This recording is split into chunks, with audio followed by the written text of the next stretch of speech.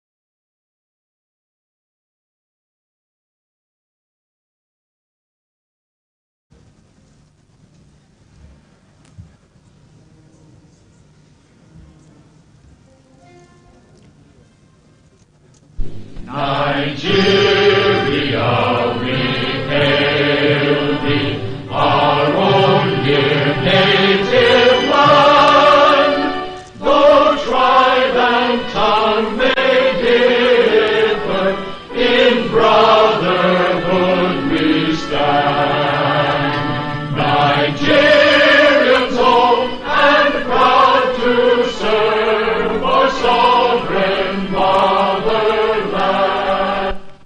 Thank you very much. Please, while we remain standing, we'll render the last stanza in the national anthem, which we have adopted as a national prayer. If we do have our program with us, we might go along with me in chanting the prayer. 1, 2, go. O God of all creation, grant this our one request. Help us to build a nation where no one is oppressed, and so, with peace and plenty, Nigeria may be blessed. Amen. Thank you very much. We may resume our seats. Distinguished guests, ladies and gentlemen.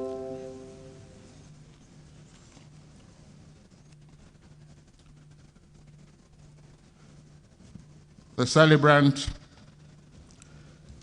and the author, a philanthropist, a distinguished senator of the Federal Republic, who has also served as Honorable Attorney General and Commissioner for Justice in Akwa Ibom State and continues to serve his people, has authored a seminal work that we're here this afternoon to midwife the birth, entitled The Burden of Legislators in Nigeria. And I'm sure there's no better time than now to focus on our National Assembly and legislators in general when we are considering the INEC voters' issues. I know that some of those who will come up here later today will speak to some of the issues, whether we shall vote electronically or not, whether certain things will be transmitted or will be transferred, whether it's all a matter of semantics. Distinguished Senator Ita Inang, you're welcome, sir. Thank you all very much, distinguished guests, ladies and gentlemen. Even while we await the arrival of some of our distinguished guests, I think because we have been given the go-ahead to continue with the program, I now have the special privilege and pleasure to invite the chairman of the occasion, the president of the Senate, 6th and 7th Senate of the Federal Republic of Nigeria, the Opokuwolo Kidoma, distinguished Senator David Alechenu Bonaventure Mark, GCON, to welcome us all formally to this program. Please, let's give a rounding applause to distinguished Senator David Mark. He served this country in many remarkable offices and continues to serve. Thank you very much, sir. Thank you, sir. Thank you. Your Excellencies, very distinguished ladies and gentlemen, let me especially recognize Mrs. Bob Effiong. Thank you, Madam, for the support you've given to our very good friend and brother. You can see how Effiong is looking. This is your effort. Distinguished senators, ladies and gentlemen, I'm glad when I went into politics, I chose the legislative arm. Even though in retrospect, the pressure is more, but at least I'm glad I did that decision. If you look at the Constitution, 1999 Constitution as amended, the roles and duties and functions of the three arms of government are very clearly defined there. But what always looks for the easiest line of resistance, and the legislators are the easiest for you to attack. And that is why there is so much burden on the legislators. The legislators are the mercy of the electorate, those who elect them from their constituencies. They are the mercy of their governors. They are the mercy of the executive. They are the mercy of the judiciary.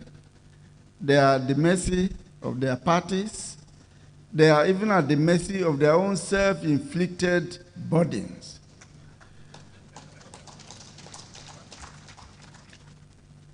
Why do I say they are at the mercy of the electorate?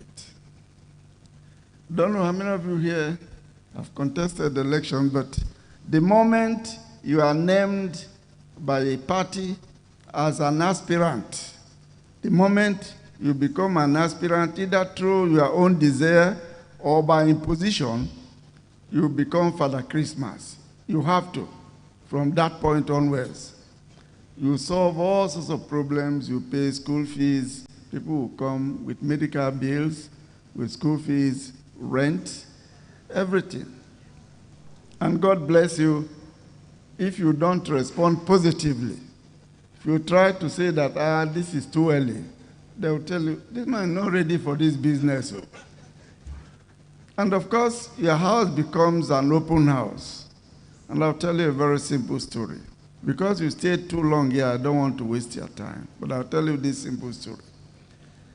As soon as I became an aspirant, a gentleman I respected so much came and woke my houseboy up at about 5:45 in the morning. And then they both came and woke me up. And he asked me, say, General, look at your watch, what time is it now? I said, well, I think it's 5:45. He said, no, it's 6 o'clock. Are you ready for this business? 6, you are still sleeping. You are not awake? I said, what is the problem, sir? He said, well, he's on his way to the north and he wants money for fuel. And for that, you have to wake me up by 6 and even scream at me that I wasn't awake by 6. But that is what it is. Now, because why? I was an easier person for him to meet. Once you're elected, the problem compounds itself. That one is obvious. As soon as you become senator-elect or House of Reps member-elect, you have to change everything, keep an open door. He will tell you how much he paid for you to be where you are for your election, how much he suffered, how he was beaten, and how he nearly lost his life, and he will show you signs on his body. But these are all pressure that you have to endure as a legislator. And there are problems from the electorate. I say you are also at the mercy of your governor. This story is also very true. I begged one of the governors for one of my legislators to be given a return ticket. You know what he told me? Say, I will not give him, because he's in charge of the party at the state level. So if you want your return ticket, you are at the mercy of your governor. But if you are strong in your constituency, of course, he will not be able to influence it. And what do I want for the legislators? Should be strong in their constituencies so that they can withstand the governors. I don't know how many governors are here, but unfortunately I can't cite any. But so that they can withstand, and then the governors will depend on them in their constituencies to win election and to win their votes there. I say they are at the mercy of the judiciary. Why? 6, 7, 8 months remaining from your 4-year tenure, the courts are still deciding this man should be there, that man should not be there. And then I say they are at the mercy of their party. Why? Because the party will call you from time to time, they ask you to do a few things. If you don't do it, they say, okay, we won't give you a ticket the next time around. And I say they are at the mercy of their own inflicted self-burden. Why? Because when they go on campaign, they make promises. They know that those promises, first of all, are not within their own purview to perform, but they also know that those promises are difficult for them to perform. So this is self-inflicted. We can go on, but let me not bore you with some of these things. The important thing is that I would like to praise Senator Effiong Bob. Thank you for the courage, for documenting some of these incidences.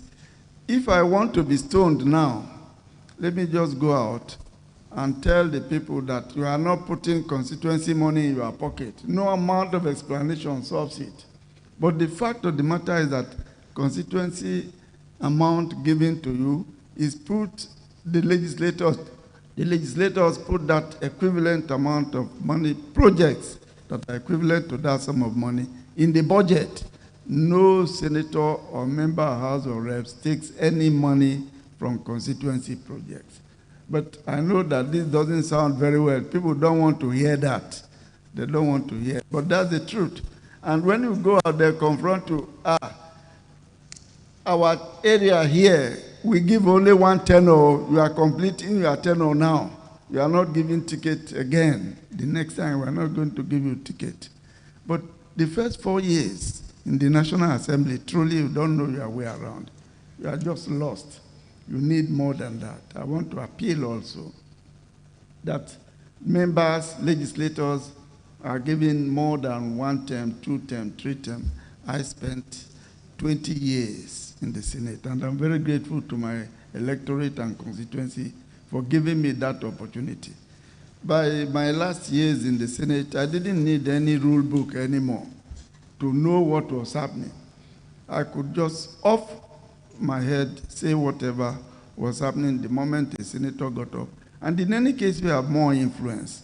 The point I'm trying to emphasize is this business of saying our own area here is only 1 term or 2 terms. So they warn you as soon as they elect you, you are not going to spend more than 4 years, so make maximum use of it. The maximum use will not be in 4 years. Once more, I want to join the director of program who has been conducting the exercise here to warmly welcome all of you and to apologize that we've kept you waiting for so long, but I see that we are very enthusiastic. Finally, we must learn to manage time in this country because it is very, very important. Effiong Bob, thank you for the courage and the precision with which you've written this book. If you read it, you'll be very pleased that it's documented. And I think it will go a long way in helping the legislators. It may not reduce their burden and the pressure on them because you are the weakest link. You don't have security to protect you. To assess a governor, you need to go through a lot of protocol. But the moment a senator comes out of his car, you accost him there because he hasn't got that level of security and protection of people defending him. I could go on and on, like I say, because 20 years experience is not a joke, and I have it. And I want to appeal to Nigerians to continue to support the legislative arm because that is the arm that actually represents the people. Once more, thank you and enjoy yourself. Bye.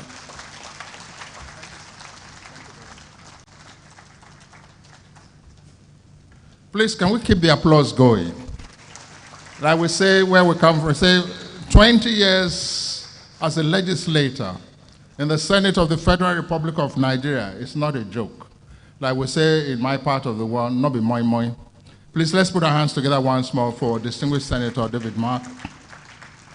And we easily recall the doctrine of necessity, but for that special intervention by the National Assembly, when he was president of the National Assembly, it may have been another story today. So we are really thankful to our legislators because the legislature is the really seminal democratic organ of government. When those guys in khaki, I don't want to overemphasize, you know, when they stroll in, General Mark is a general, Colonel Bako is here, Colonel Kogo is here. You know, the one they sack very easily is the legislature. But the executive somewhat remains, the judiciary also remains, but the legislature, the representatives of the people. And that's why we're very happy that a distinguished Nigerian has chosen to document the experience, not just for today, but also for posterity. I have the special privilege and pleasure, most distinguished guests, ladies and gentlemen, to now invite our author, distinguished Senator Effiong Bob, for a few remarks. I know he'll be speaking to his speech, which is already on the program. We thank you for inviting us all here. We thank your adorable wife for also accompanying you here. I know your son will be coming up later to also thank us. But this time around, welcome us. Thank you, sir. Thank you. Good afternoon, ladies and gentlemen. Your Excellencies, distinguished ladies and gentlemen, I first of all want to join my boss to apologize for starting late. And that notwithstanding, the reason for your being here is the book. It took me 8 years to work on it and to bring it out. Before I start, let me recognize my wife, who has been subtly behind me for the past 36 years with 3 lovely children.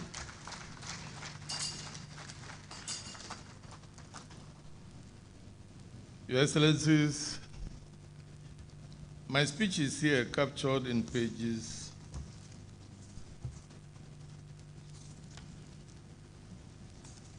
11 and 12. See, there's this saying that the only people that can write 1 million words, 1,000 words, and call it a brief are the lawyers. So I'm not going to write brief or to, I recommend the speech to you. It is the reason why I brought out the book. it is not easy to be a legislator. It starts from councillors. You know, councillors are legislators. They are supposed to make bylaws for the governance of the local government. Then at the state, they make the state laws, and of course the Act of National Assembly at the national. Do we do that? Do they do that? Can they do that? It requires courage. Even if they were to have courage, there are impediments. If I speak from my experiences, you see it in the book. From councillor to chairman of council to member of the House of Assembly, National Assembly, and all that. Judiciary has its own burden. The party you belong to, your own party, has its own burden against you during nomination processes. Even when your name is captured as a nominee of the party, before you open eyes, they have substituted it. Another name is brought back to the list. That starts litigation. You have to go to court. And most of the SANs that are here, Solomon Momo is looking at me, and Chief Oblak, they're all looking at me. They benefit from it because lawyers are waiting for the nomination to be contaminated so that they themselves would use it for their own benefits. I passed through it many times from all courts, tribunals, civil courts, Court of Appeal to Supreme Court.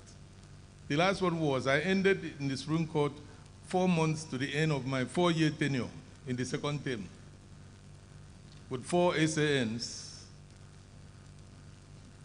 to back my own cause of remaining in the Senate. So battles. I wish the governors that we invited were here, but they are there in the book. Better buy the book and read the powers of governors and the functionality of democracy in Nigeria. Pick and choose who will go to where, who will remain where. Pick and choose who is the speaker, who is not the speaker, how long will he stay. Speaker to talk against the government, that is, it could only happen in my time in 1992, 90, we asked Senator Itaina. We oppose those kind of things. We passed our own financial autonomy in the state. The governor refused to assent. We override the veto. And of course, 2 weeks after, military took over. So the courage to defend democracy is in the legislators and the legislature.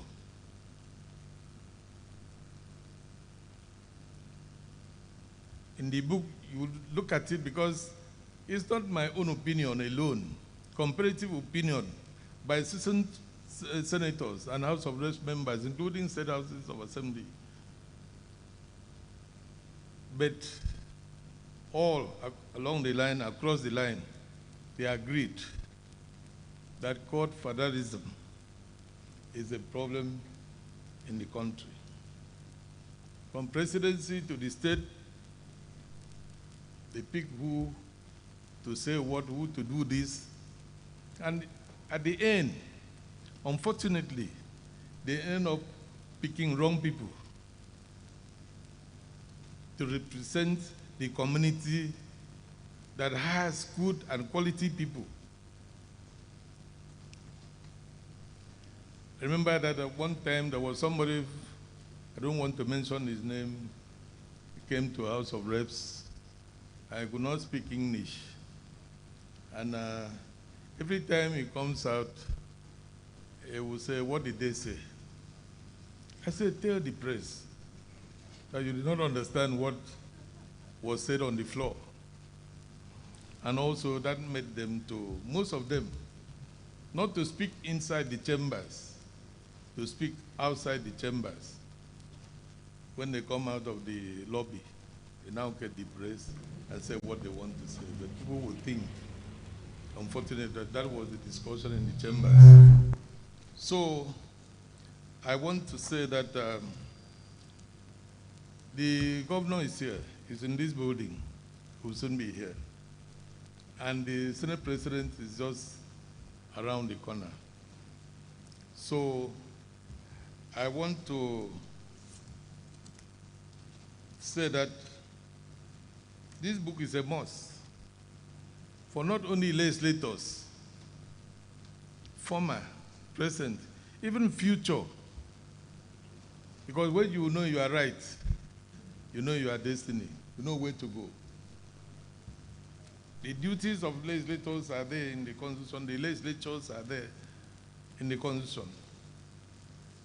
The power of the purse, the budget, and all that. So where a country fails in a democracy, you better hold the legislators and the legislature responsible. Question is, do they have the courage to do it, to do the right thing? I'm a senior advocate for continuity in the legislature. It's there in my former book, because my first book was on independence of the legislature, matters arising in Nigeria. Till today, many people cannot answer the questions. What are their duties?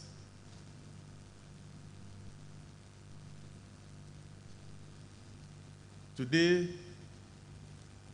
this country will survive if we have a vibrant legislature at all levels. Legislators that can stand for the truth. You can imagine when people were advocating for financial autonomy for legislators and legislature at the state level, some houses of assembly voted against it for their own autonomy, independence. So the reason was, why? He said, no, the governor said. The governor said what? That you should not be independent, that there should be no legislature. Of course, that's what it is. But I thank all of us for the time. I would have loved to suggest through the chairman that maybe before, while waiting for the Senate President to be here, maybe one or two comments from our colleagues. Otherwise, we proceed with the program as it is. For my speech, as I said, it is the summary of the content of the book. Just a little bit. Was there a third term attempt for third term in Nigeria? Read the book. People are denying there was done. Yes, there was done. But was there attempt? Why it failed? Cross opinion of legislators, the active participants. Read the book. Talking about empowerment,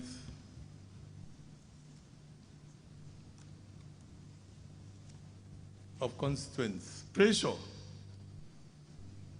See, pressure is not only from the constituents, right from and including inside the chambers, the staff you don't know. They know you are going, they never voted for you. Workers in the chambers. My mother, my father, my child. It's a burden too. But all this, it depends on you. You can manage it. But if you manage it, remember that you are there for re-election. You can't handle it properly. They use it against you because you don't, allow your constituents to see you I sincerely believe and hope that for those of you who are here, get a copy before you leave. If you don't get a copy today, you know how to get it. It's there at the back of this book. I want to sincerely thank you and hope and pray that this will help others to make their own contribution. Say what you want to say about the book, but make sure you do your own. Before we know it, many people will have brought out their ideas, and it will help the country to grow better. Thank you very much.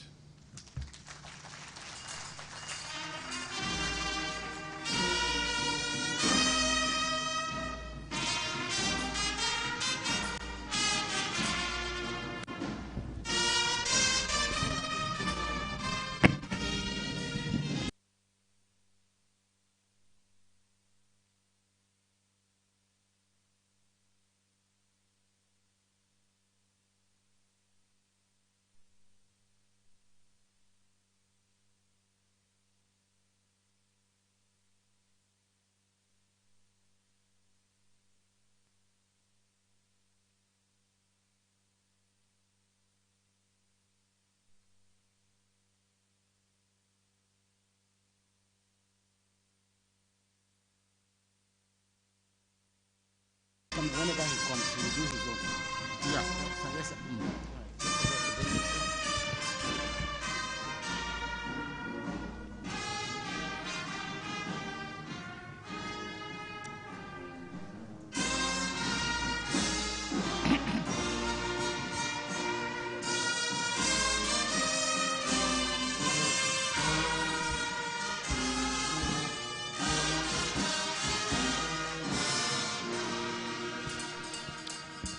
Thank you. Thank you very much.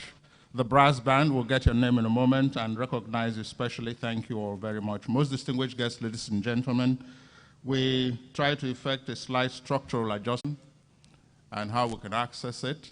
But meanwhile, permit me, because a very crucial representation here are the program this afternoon, the Law School Class 84.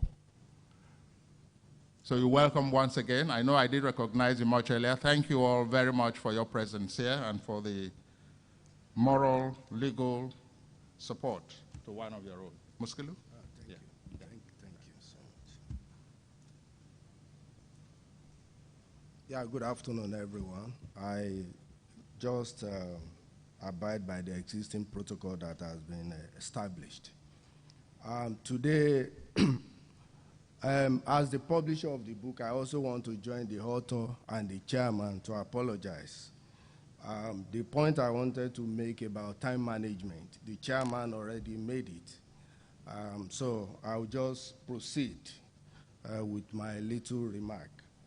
So today, Premium Times Books is proud to present the body of legislators in Nigeria, written by Senator Effiong.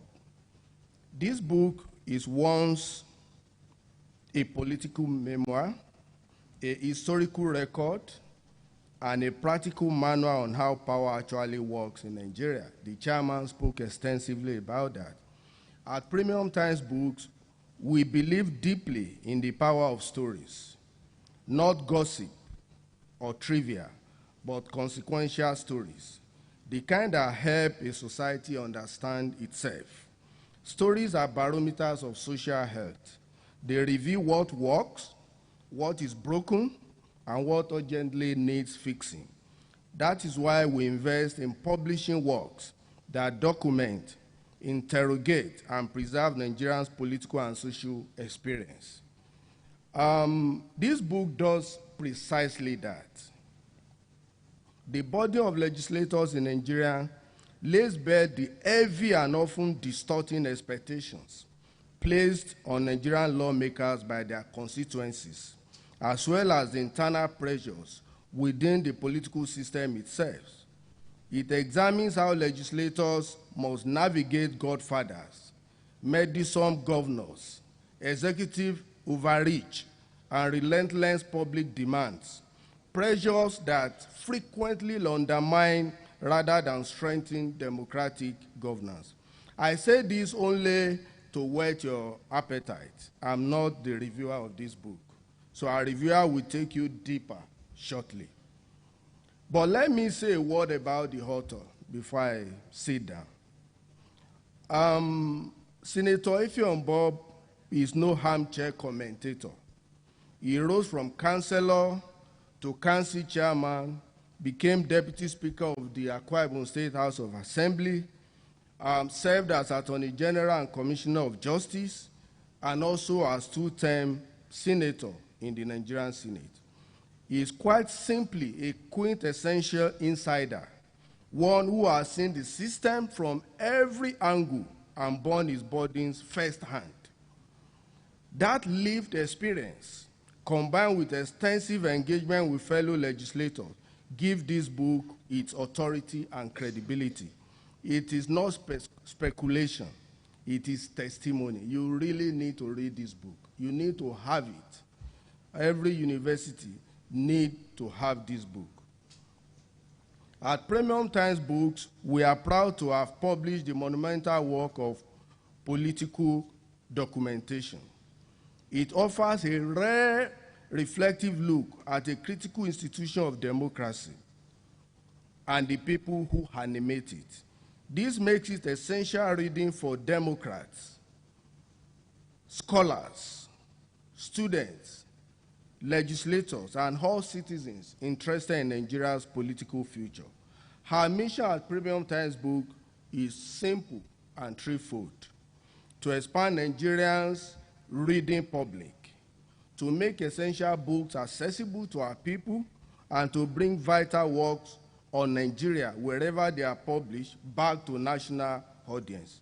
Our growing catalog reflects this mission, from the late Pius Adesami's Naija No Dey Carry Last to the Boko Haram trilogy, authored by Professor Rauf Mustapha, from Remaking Nigeria and We Are All Biafrans by Chido Onoma, to Quranic School in Northern Nigeria by Hannah Oschena, Cyber Politics by Dr. Maniyi Ibietan, Nine Lives by Bello Fadile, The Sokoto Caliphate by Mure Last, Deepening Democracy in Nigeria by Professor Jibrin Ibrahim, The Letterman by Musikilu Mojed, Writing for the Media and Monetizing It by Azu Ishokwene, and several others.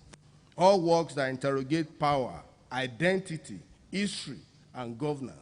You can reach out if you want any of this book. As Professor Philip Afaha notes in the foreword to this book, The Body of Legislature, very few politicians of Senator Bob's standing will commit to this level of research and reflection. The body of legislators in Nigeria stand as proof of that rare dedication. But unveiling the burden is only the first step. The more urgent task is how to relieve it. And that task cannot begin without the kind of honest insider understanding this book provides. In that sense, today's presentation is not an end, but a beginning. I thank you all for coming and for listening. Thank you.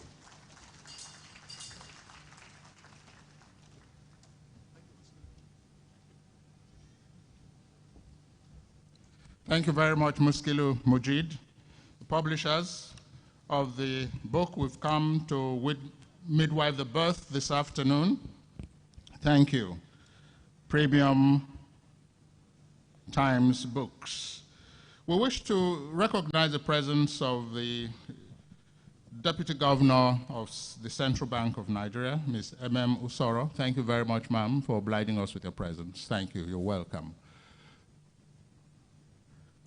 We again wish to specially recognize the presence of members of the Akwa Ibom State House of Assembly, led by the Speaker, Right Honorable Udeme Otong. Thank you all, distinguished ladies and gentlemen, for obliging us with your presence this afternoon. Professor Afaha, former Deputy Vice Chancellor, University of Abuja, whose imprints on this publication are also very visible. is also here in this capacity, but also representing, I believe, I can confirm, His Excellency the Governor of Edo State, Senator Monday Ukpewulu. Thank you very much for your presence here. At this point, distinguished guests, ladies and gentlemen, I wish to now invite my friend and brother, a member of the Law School Class 84, now a professor and Pro-Chancellor, Adamawa State University, Yola, Professor Maxwell Gidado, to review the book. Please, let's put our hands together for him as he steps forth. He has served as the Chief of Staff to His Excellency the Governor of Adamawa, but we prefer him in the academia. So welcome, Prof. Senior Advocate of Nigeria. Thank you, sir. Thank you, Prof.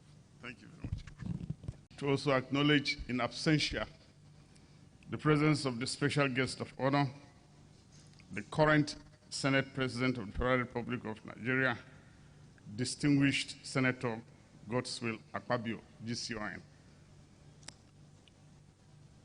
Not also forgetting the special guest of honor, whom I'm told is in the building, His Excellency Pastor Umo Eno, PhD, the Executive Governor of Akwa Ibom State.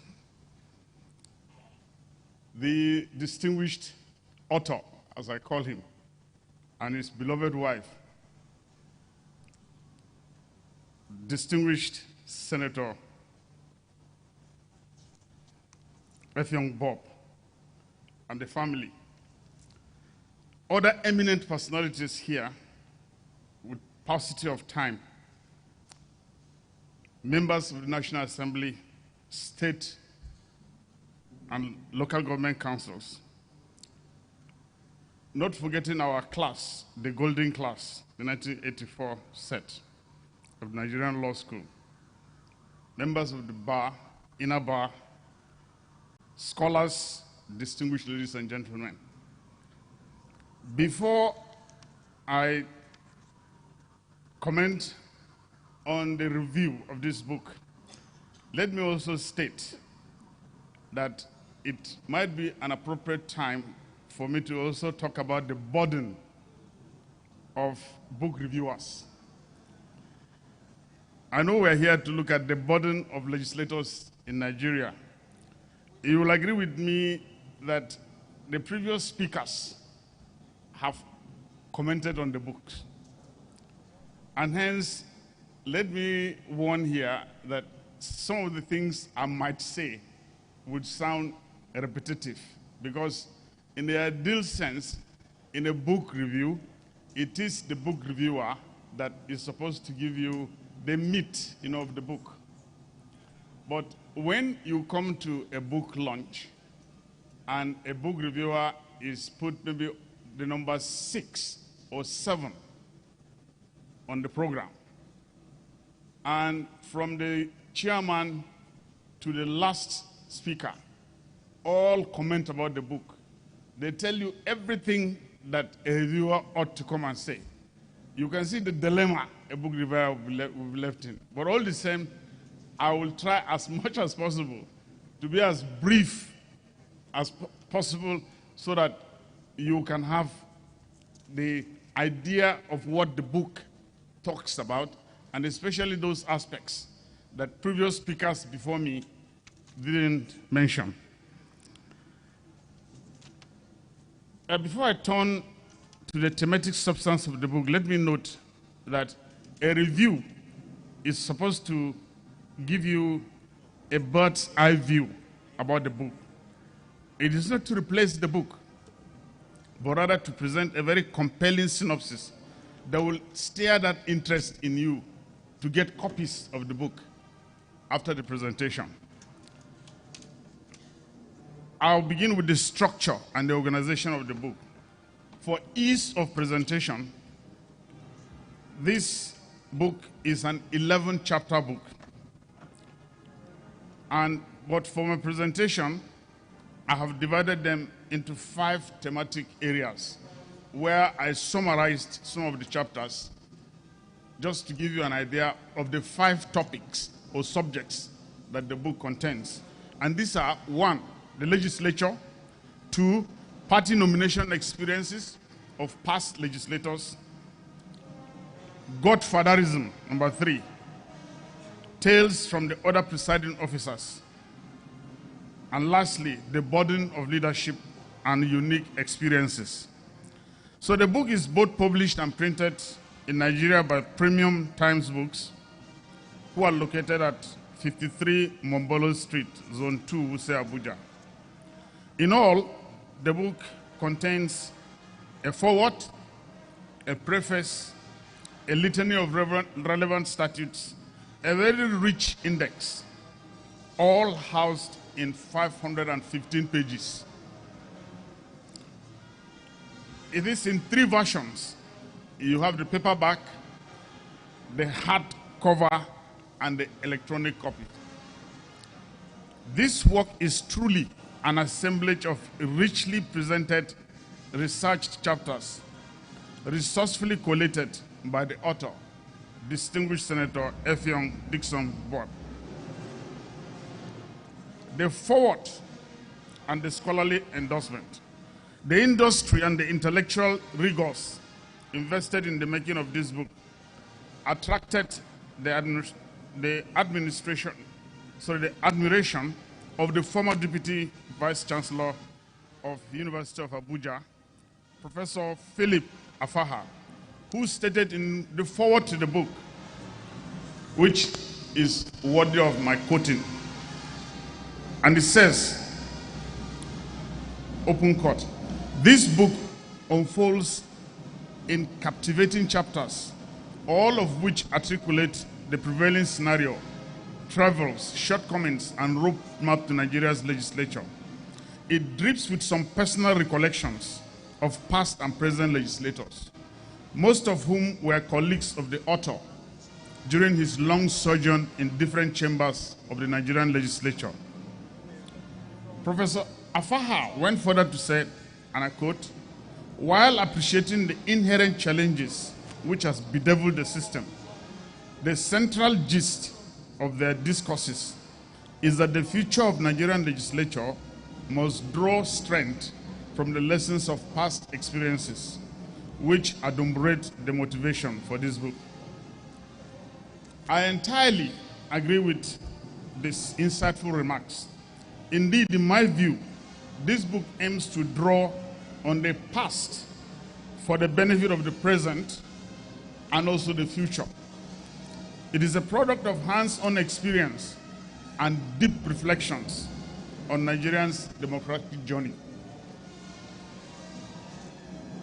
No doubt, this book has been rightly picked by someone who has that experience in writing on such a topic. Because here we have an author who was both a councillor, a local government chairman, a deputy speaker, attorney general and commissioner of justice in the state, a 2-time senator, a chairman of 2 sensitive standing Senate committees, finance and Senate services, and lastly, a member of the ECOWAS parliament. Yes. Just pause, let them sit down Okay. first. Okay.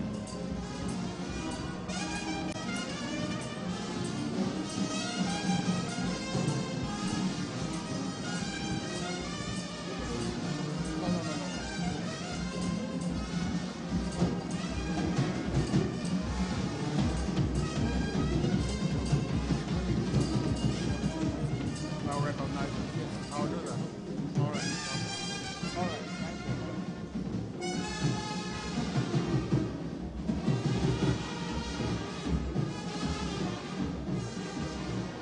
When they have finished the protocol, they take their seats.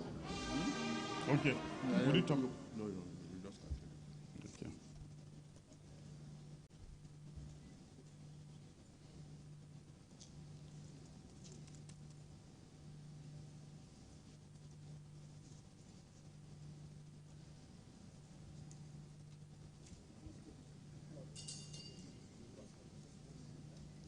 Thank you, most distinguished guests, ladies and gentlemen. Thank you. We welcome you, Your Excellencies, the President of the Senate of the Federal Republic of Nigeria, distinguished Senator Godswill Okwoto-Abakpo. Thank you very much, sir, for your presence here this afternoon. We've been waiting to have you, and we are proud and happy that you are here, the uncommon distinguished Senator and President of the Senate of the Federal Republic.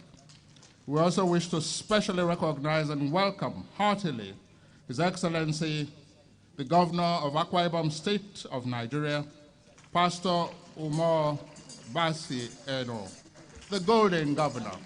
Thank you very much for your presence. We welcome you as well, Your Excellency, the Honorable Minister of Petroleum, Gas, Honorable Ekwerikwe. Thank you also for your presence. We shall duly recognize other distinguished Nigerians who are here later on. While you were stepping in, we were on the book review by Professor Gidado, and he stopped somewhere. So we'll continue from where he stopped. Thank you. Prof, please. Thank you. I was just about to start looking at the thematic synopsis of the book. Let me continue.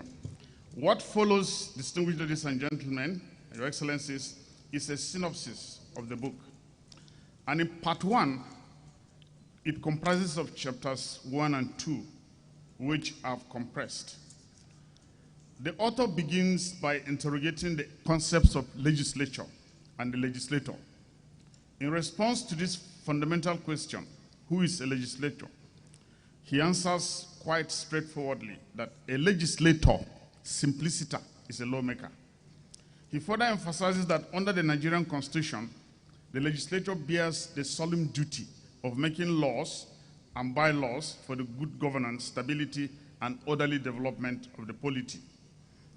Interestingly, the learned author is quick to acknowledge that this definition remains largely theoretical, because in the Nigerian parlance, political reality, constituents often define lawmakers not by constitutional mandate, but by popular expectations. In the minds of many Nigerians, a legislator is equated with a governor, a commissioner, minister, or even the president, someone expected to execute projects and dispense welfare. Yet, constitutionally, these responsibilities lie primarily within the executive arm of government. Chapter 2.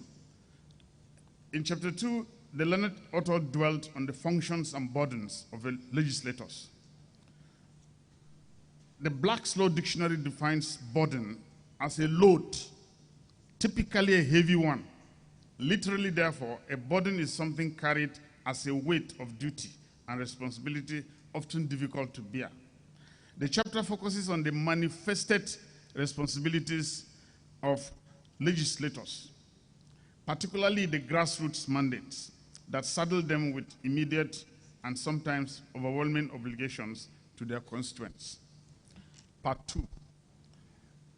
Part 2 contains what I've compressed in chapters 3 and 4, which focuses on party nomination experiences of the learned author and several of his colleagues.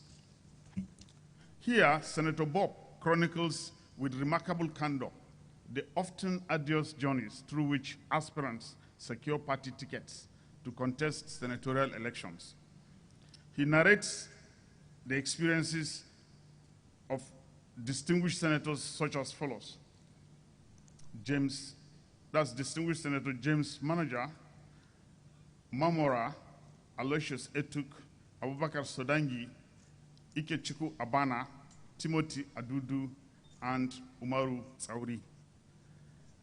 There are several other senators' experiences that are also captured in the book. It is advised, I advise you here, that these experiences of these senators, which is very captivating and is worthy of your going through to see what actually they underwent, are all contained in pages 69 to 162. as far as party nomination aspects are concerned. So for you to read and have a grasp of some of these things, try and get a copy of this book at the end of the presentation. Part 3 talks about godfatherism, and the author described it as an undemocratic practice.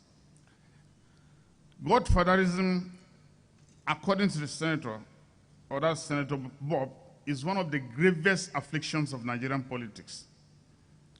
Godfatherism is described as a form of political corruption in which influential individuals handpick candidates, often less qualified or less popular, so as to exert authority and control over governance. Indeed, Senator Bob reveals poignantly that godfatherism frustrated his own third-term ambition to return to the Senate. He concludes that godfatherism concentrates political power in the hands of a wealthy and influential minority, thereby undermining representative democracy. The author further anchors this menace as a major threat posed by some state governors to genuine representative democracy, noting that such interference weakens representation and disenfranchises constituencies. He therefore calls for an alternative party funding models and institutional reforms to arrest this malady. Part 4, Tales from Other Presiding Officers. Part 4 comprises of chapters 8, 9, and 10. And here I captured testimonies from past and present presiding officers. But for paucity of time, I'll not be able to adumbrate much on it, rather than just mention a name of these past presiding and present officers, whose interviews are captured in the book as well. And they are on pages 321 to 433 of the book. These chapters articulate the travails, shortcomings, and future roadmaps of Nigeria's legislature, enriched by personal recollections of this leadership. And they include Senator Dr. Ahmed Lawan, His Excellency Senator Godswill Akpabio, His Excellency former Senate President David Mark, His Excellency's Right Honorable Austin Okpara, Senator Itai Enang, as well as Right Honorable Onofiok Luke. As I said, they're all captured in pages 321 to 433. If you want to have an idea, which I said it's very intriguing, try and get copies of the book after the presentation. But the major takeaway from these interactions that are captured in the book is that legislative experience is an indispensable asset. In developed climes, long-serving lawmakers often provide stability, expertise, and institutional memory. Here, the author tried to bring out the fact that it is better for legislators to have hands-on experience and stay longer in the act of legislating, rather than the way Nigerians describe it as you take your turn and you wait for another zone or another local government to also have their turn. And this has also always been captured in that popular saying by the opposition, whether now only you waka come. However, it must always be remembered that electorates retain the ultimate right of choice at the end of the day. And finally, part 5. Part 5 talks about the burden and the unique experiences of legislators in the legislature. And it's christened the backstage, the burden and unique experiences. This chapter grapples with public perceptions of parliamentarians, the realities of legislative work, and the personal challenges lawmakers endure. The author profoundly debunks the widespread myth of stupendous legislative wealth, the rumor of Ghana must go bags of cash routinely shared in the National Assembly. Senator Bob writes memorably, and I quote, As I sat in the hallowed chamber of the Senate for 8 years, I kept wondering where this much referred to money had gone, unquote.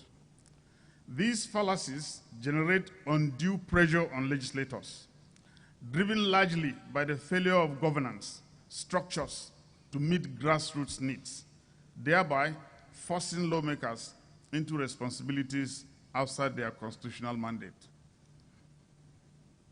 In conclusion, distinguished ladies and gentlemen, Your Excellencies, having undertaken a thorough and a dispassionate exposition of this book, I'm fully persuaded that it represents a sound demonstration of high standard of research, erudition, and institutional insight. The learned author presents a provocative and compelling analysis drawn from his remarkable journey from councillorship to the exalted chambers of the Senate.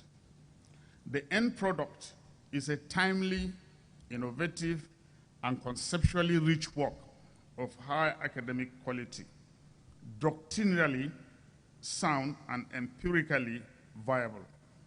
Accordingly, I have no hesitation to recommend this book as a working companion to the following. 1, serving and aspiring legislators.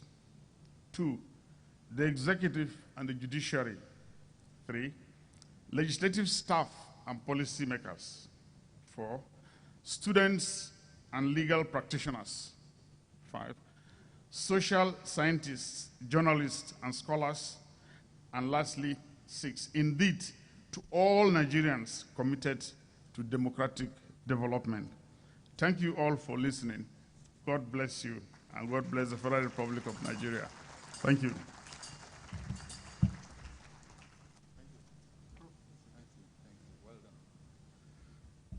May I crave your indulgence once more to put your hands together for Professor Maxwell Gidado, SANON, for the review. It's led us into the publication, what it says and how it says it. It's left for us now to try and acquire copies. He has listed all of those who should, by right, appropriate the publication so that they can help us all to deepen democracy. Mr. Chairman, distinguished guests, ladies and gentlemen, in the entourage of His Excellency, the Uncommon Senate President of the Federal Republic of Nigeria, is the Deputy Chief Whip of the Senate, distinguished Senator Onyekachi Peter Nweboyi. We welcome you, sir. Thank you very much for honoring us with a presence. Thank you, distinguished guests, ladies and gentlemen. We've tried to effect a slight structural adjustment on the program so that we can accommodate all of the distinguished Nigerians who have come to lend support in solidarity to the author, our own distinguished Senator Effiong. And I've made my consultations, and His Excellency, the President of the Senate, has graciously accepted to do the official unveiling, in fact, indeed, an uncommon unveiling of the publication, accompanied by the chairman of the occasion, and of course, again, accompanied by His Excellency, the Golden Governor of Akwa Ibom State, to do the formal unveiling of the publication. And of course, the author and the adorable wife will also accompany the Senate President. Please, let's put our hands together. The brass band, are you there to, liven the atmosphere a bit? These are our elder statesmen from Akwa Ibom State and from the rest of Nigeria. It is not often that you find them all seated in one hall to do honor to one of their own. Brass band, usher our distinguished senator onto this end of the hall. Our ushers are there with doing the unveiling, and then invite the Senate President to make a small presentation. And later we'll receive a goodwill message from His Excellency the Governor, who had to come all the way from Uyo this morning to be a part of this process. The Golden Governor, sir, you're welcome. Thank you very much. We are arising in Akwa Ibom. In fact, a reason. Thank you.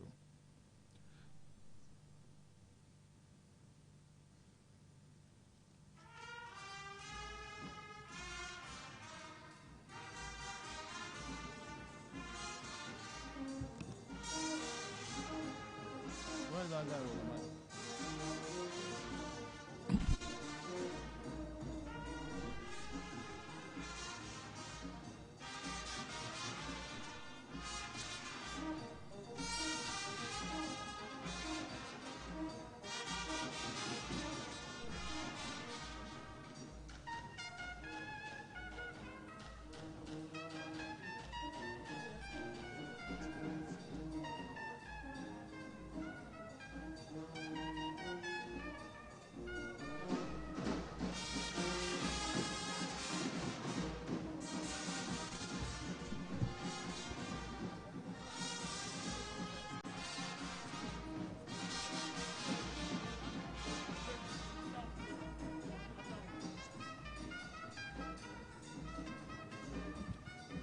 Thank you. Thank you. As we put our hands together for the Senate President, accompanied by His Excellency the Governor of Akwa Ibom State, accompanied by the Chairman of the occasion, and of course the Chief Whip of the Senate, Senator Womboye. Thank you very much.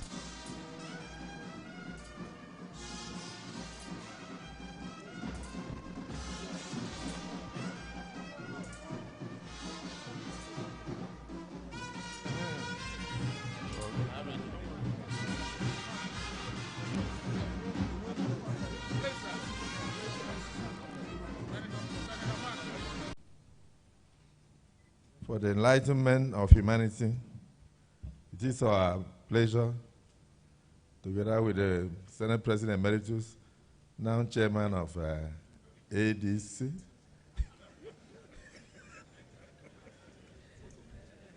His Excellency David Mark, GCON, my Governor, Pastor Umo Eno, the Galaxy of Stars, the Senator and the Senatress, and other Effiong Bob. Minister, come and join us.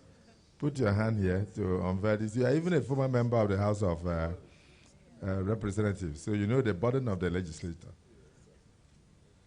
Where we? So we do this in the name of Almighty God, to the glory of God. Amen. So we'll take copies and first take pictures before the public will do. Thank you.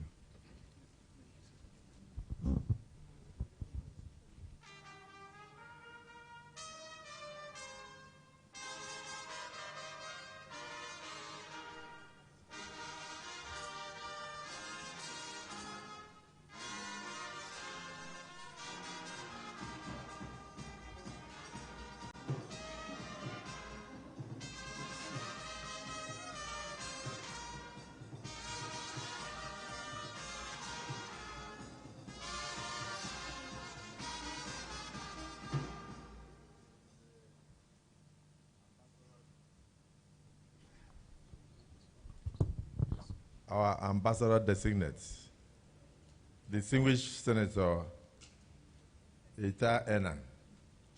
Please come. You've been in the business for too long.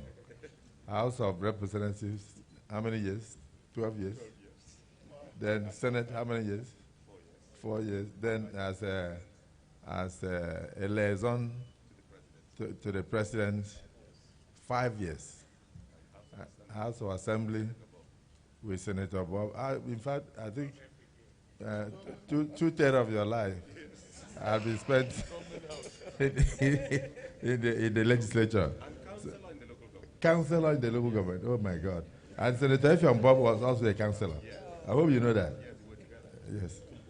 Yeah, I don't know. So I think you qualify to be here as our ambassador designate.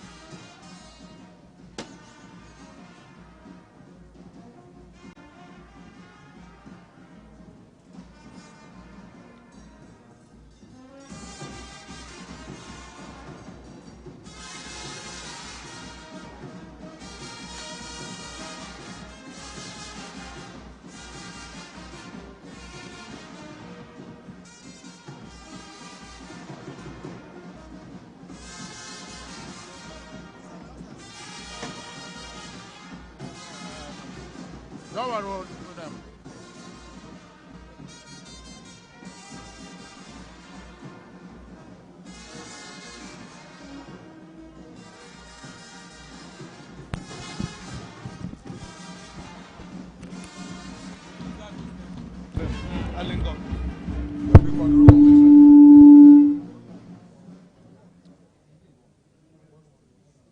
Thank you. Thank you, distinguished guests, ladies and gentlemen. Our special gratitude to the Akwa Ibom Community Brass Band in Abuja. Thank you for the wonderful renditions. Thank you, thank you.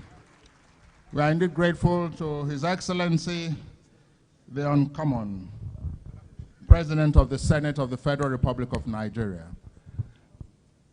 I know that this opportunity does not come in as often as we wish, but please, you would allow His Excellency, the President of the Senate, to please take his seat because we'll continue with the rest of the program. Because we need to invite His Excellency, the Governor of Akwa Ibom State of Nigeria, the Golden Governor, for a few remarks.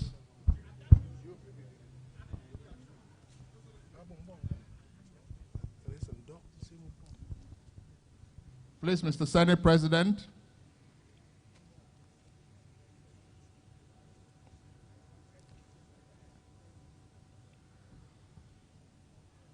Thank you.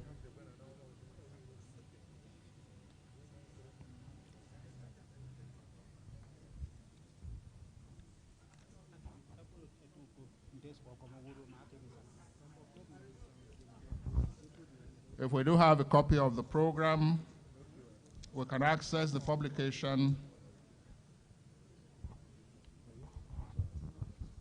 at the back of the program. We have the book sales points and the account details, and I'm sure that we can also reach by phone to the gentleman concerned so that we can be supplied the publication as we wish. While we're waiting for His Excellency, the President of the Senate of Nigeria, after the meet and greet, to take his seat, would, thank you, Mr. Senate President. Thank you, sir. We are really honored. We are really honored. Mr. Chairman, distinguished guests, ladies and gentlemen, please let's put our hands together as we now invite the Golden Governor of Akwa Ibom State of Nigeria, His Excellency Pastor Umo Eno, for a few remarks. Mr. Governor, sir. Thank you, sir.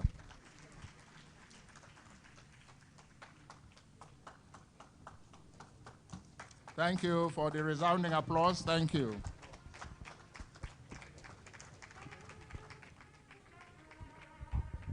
Thank you so much. Please let's take our seats, sir, please.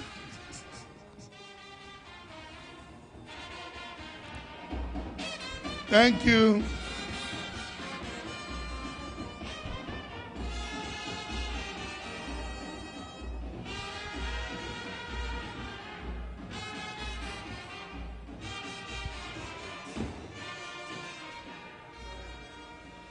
Thank you so much.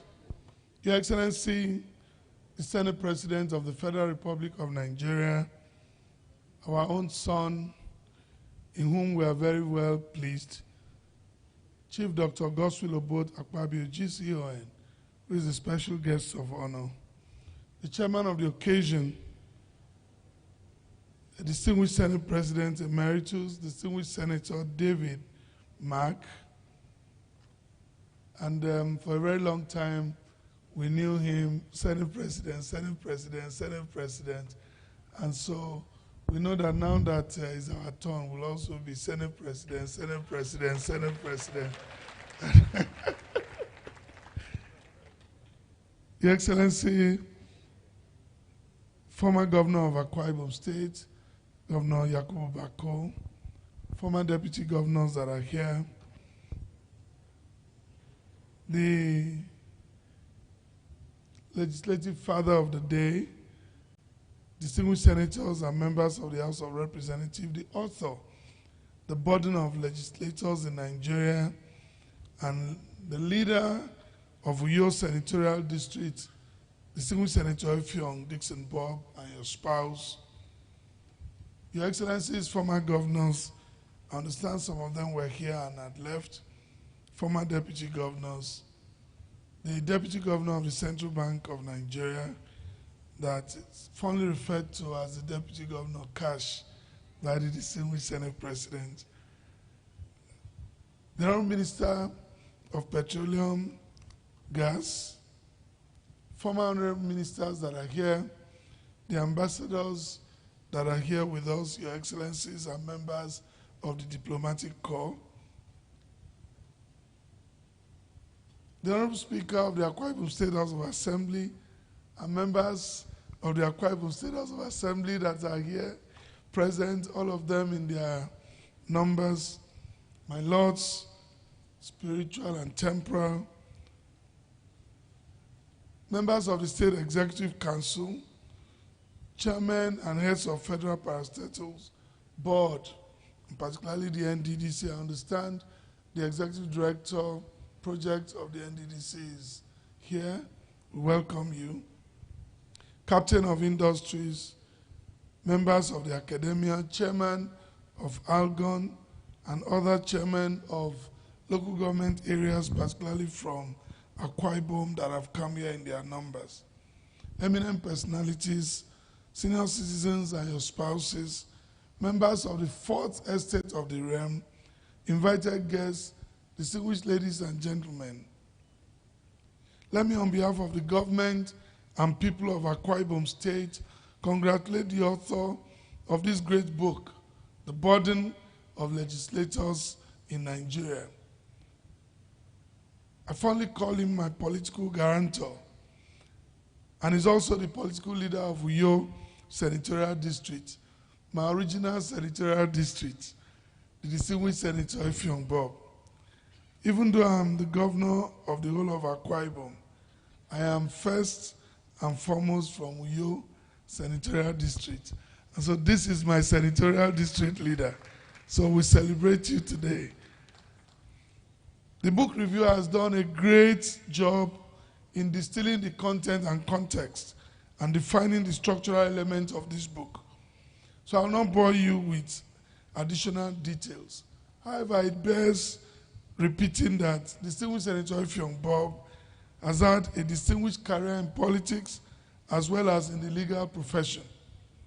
He's a perfect example of a politician who started at the grassroots, becoming first a councillor for works and transport in Nsukka local government area, a member of the State House of Assembly in the short-lived Third Republic, when he rose to become the Deputy Speaker, and later returned to assume office as the chairman of Nsukka local government area.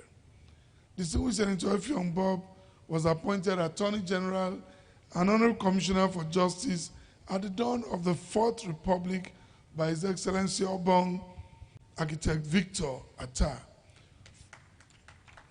from where he was elected as a two-term senator representing Akwa Ibom Northeast, also known as Uyo Senatorial District of our state. At one time, he served as the chairman of the governing council of the University of Benin.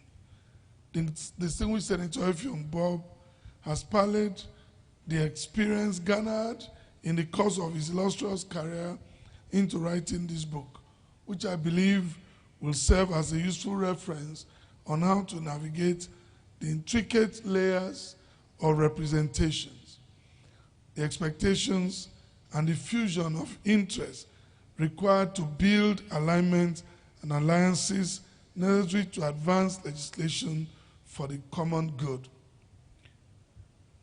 Back home, he has been a major support of my administration,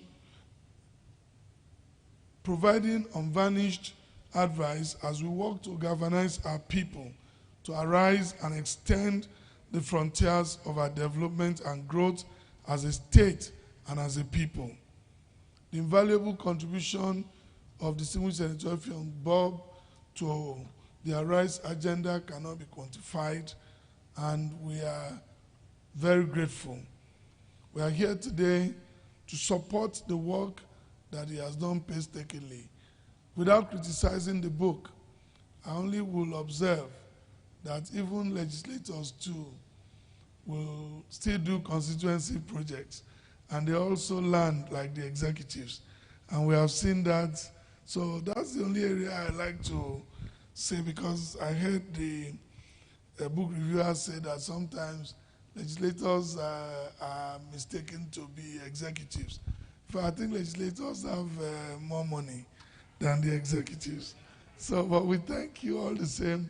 We've seen what the Senate President is doing, seen what the Speaker and other members of the legislatures are doing. So please, keep coming home and keep supporting us so that we keep sending the benefits of democracy to our people. I believe that this book will provide a treasure trove of information and knowledge for students studying political science in tertiary institutions, especially in our state. We believe also that the book will help them understand when to let us collapse systems and work together, and when to support a progressive government, and when to support a government that is aligning and doing extremely well, like the one that we see. And this book will teach them how to know when to stand firm and support a government that has stabilized the dollar and stabilized the economy so that we can keep moving forward. That's my expectation. And therefore, on behalf of the government of Akwa Ibom State, we'll purchase 100 copies of this book and ensure that students of political science and public policies are availed copies to enrich their knowledge on the burden as well as the joy of serving one's constituents as a legislator. Not just the burden, there is also the joy. There's a fulfillment, there's a satisfaction. And in Akwa Ibom, out of 7.9 million people, if your people find you worthy to represent them, it's an honor that is not taken for granted.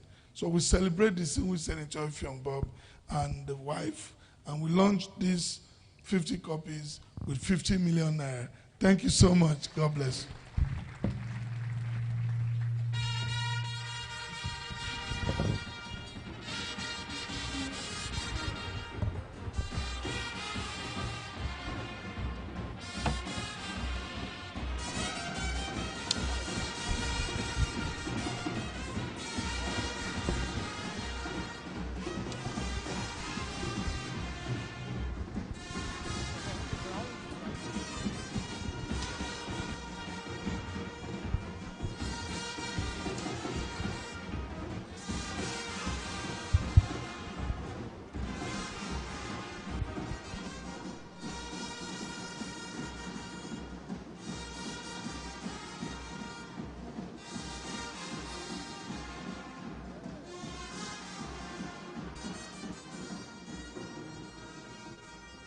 Thank you very much.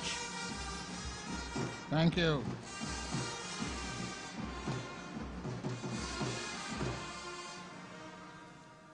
Thank you very much. Thank you, Your Excellency, the Governor of Akwa Ibom State. Thank you, distinguished guests, ladies and gentlemen.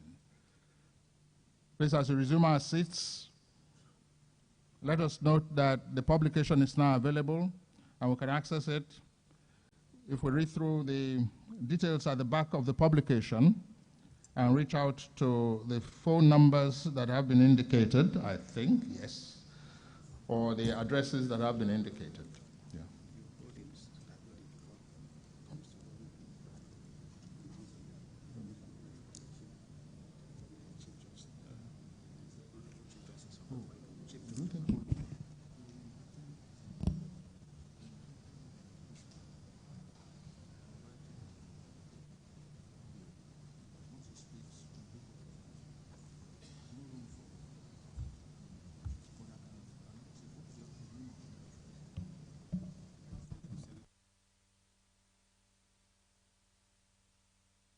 Very much. Thank you, distinguished guests, ladies and gentlemen.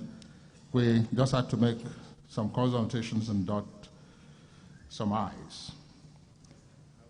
Mr. Chairman, distinguished guests, ladies and gentlemen, it now gives me special privilege and pleasure to invite our distinguished guest of honor, distinguished Senator Godswill Obota-Akpabio, Grand Commander of the Officer of the Niger, President of the Senate of the Federal Republic of Nigeria, the most uncommon president, to speak to us.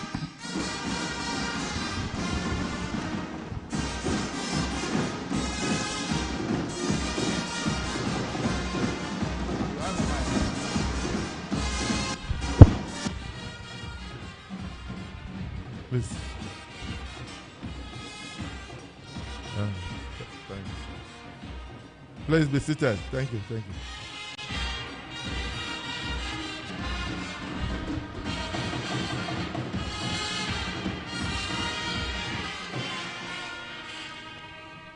I'll try and avoid controversies today.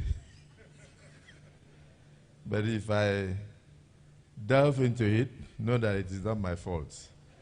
Circumstances have compelled me.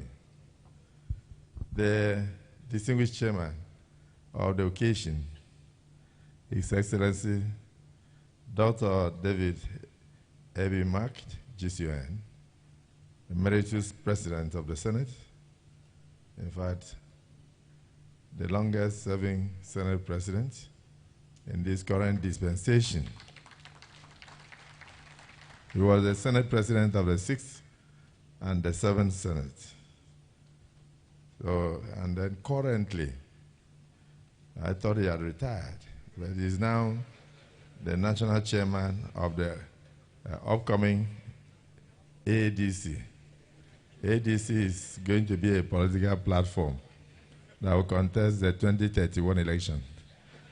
So I'm happy, maybe 2027, but I don't know yet. But I'm happy to see you, and thank you for chairing this occasion. Senator Bob has very fond memories of his relationship, particularly his working relationship with you. And even me, I wasn't in the legislature at the time. I was a governor. But I remember that I used to consult you a lot. And I thank you for moving the Senate to Akwa Ibom State, the entire 109 senators, and you stayed with me for 5 or 1 week, and I was happy. Thank you. That was a great honor. I don't think any governor has merited that since you. That shows who you are. And people don't even know you. In Port Harcourt, when I was in Federal Government College, they used to call him Major Mark. He was so popular as a major before he became a brigadier general that he was in charge of abandoned properties and other things. So the whole of Port Harcourt knows him, the whole of South-South, we know him. And of course, a former military governor. I don't need to mention your profile. I'm sure they will read it on the internet. But suffice it to say that you have paid your dues, you have saved your country, and your country will continue to honor you wherever you are. And we are very proud of you, sir. Thank you for being here. Your Excellency, my own governor, Pastor Umo Eno, a man of peace, a pastor both in deed and also in words. You speak peace wherever you go. And we are proud of you, and we say, peace of the Lord be with you always. Then the former governor of Akwa Ibom State, Colonel Bako, we are grateful for the support of all the former governors to any administration in Akwa Ibom. You were always there for me, and then I'm happy that you are also there for Pastor Umo Eno and anything that is done in Akwa Ibom. Thank you so much, and God bless you. Then, of course, the author, my brother, Effiong Bob, and the wife. I coined the phrase for your wife, senatress, because I believe that once the man is the senator, the wife should be the senatress. But up till now, nobody has taken up that word. So I congratulate you and your dear wife. And let me also recognize my brother, distinguished Senator Nweboyi, the Deputy Whip of the Senate, Majority Whip of the Senate, and all the former leaders who are here, and all distinguished senators, particularly those from Akwa Ibom State, who are all here today. And I also want to recognize my brother, the Right Honorable Speaker, Akwa Ibom State House of Assembly, and members of the Akwa Ibom State House of Assembly, the Minister of Petroleum, Gas, is it cash or gas? Because thank God you are also here with the Deputy Governor of Central Bank of Nigeria. I won't put cash. So I'm happy to see all of you. And then, of course, members of the House of Assembly also include the son of distinguished Senator Effiong Bob. So when I heard that he was against godfatherism, I said, okay. I know, I said, since you're against godfatherism, maybe you withdraw your son from the House of Assembly as a starting point of showing that you're against godfatherism. Because you cannot be saying something on the left-hand side and practicing it on the right. Otherwise, distinguished colleagues, Senator Lee Meba, you will agree with me that that will amount to approbating and reprobating. Am I right? So, but let the boy remain. He's even doing his second term in the House. He's on his second term, and he's one of the leaders of the House of Assembly in Akwa Ibom State. So let me pause here by recognizing all former ministers, most especially my own from Eket Senatorial District, distinguished Mbese Sien, who also happens to have been, in those days, the chairman of the House of Representatives Caucus for the South-South region. I think I'm right. And every single person here is a legislator one way or the other. So I welcome all of you, and I thank you. Honourable Minister, today would have been very full, but I know that your colleagues are in different places because of the anniversary celebrations. From Oyo State to Imo State, so many states are having 50th anniversary of their state creations. And I'm even supposed to be in Owerri. So I hope Senator Hope Uzodimma will forgive me because it is better to start from home. So I'm starting from here. So if for any reason I finish on time, I'll rush them. Then incoming ambassador, Senator Itai, and the former ambassador to the state of Russia with a concurrent jurisdiction to 7 other states, distinguished Ambassador Itai, who is here, and also my own chairman, I think DG of our campaign. It's a great delight to always see the senior advocate of Nigeria, Sam, and all those who are here.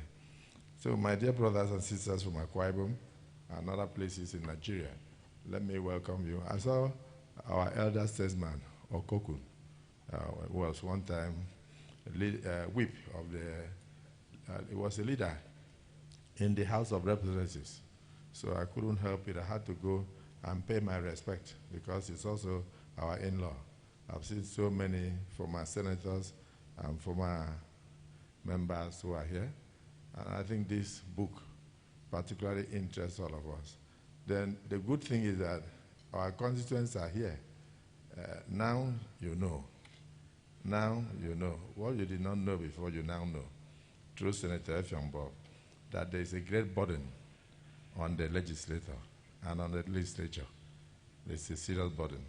So let me join you today to celebrate an effort by a patriot to renew the spirit of democracy in our dear country.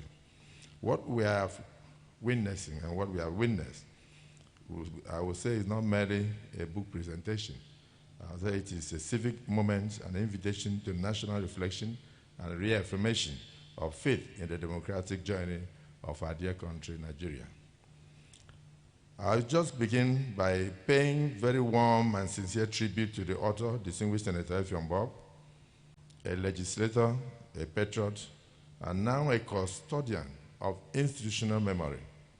The burden of legislators in Nigeria tells a story many have refused to hear, and its pages explain responsibilities many have misunderstood for generations.